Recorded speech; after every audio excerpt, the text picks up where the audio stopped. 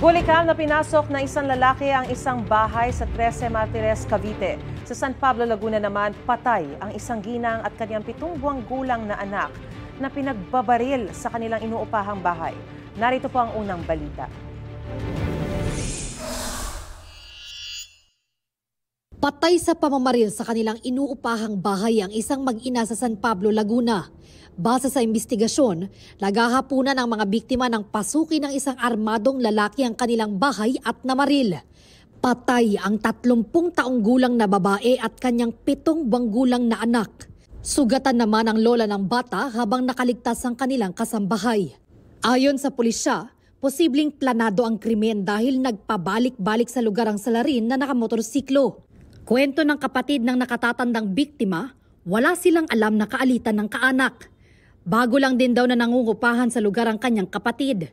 Patuloy ang investigasyon, pati ang paghahanap sa gunman at kasama niyang nagsilbing lookout. Sa kuha ng isang CCTV sa 13 Martires, Cavite, makikitang dumaan ang lalaking yan sa tapat ng isang bahay sa barangay San Agustin.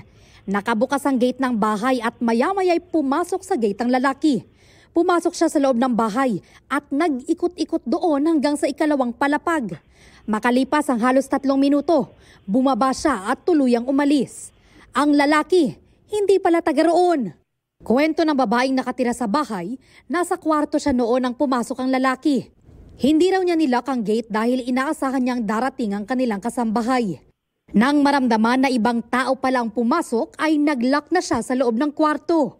Sinubukan pa raw buksan ng lalaki ang pinto ng kanyang kwarto. Ipinagbigay alam na ang insidente sa mga otoridad. Nakilala ng pulisya ang suspect na residente ng Indang, Cavite na dati na umanong nanloob ng iba pang bahay. Patuloy pa siyang pinaghahanap. Arestado ang isang babae sa Cotabato City dahil umano sa online prostitution. Ayon sa Regional Anti-Cybercrime Unit ng Bangsamoro Autonomous Region Police, nag-aalok ng panandaliang aliw online ang 24 na taong gulang na babae.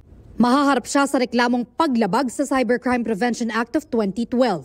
Wala siyang pahayag. Ito ang unang balita. Bea Pinlac para sa GMA Integrated News. Gusto mo bang mauna sa mga balita? Mag-subscribe na sa GMA Integrated News sa YouTube at tumutok sa unang balita.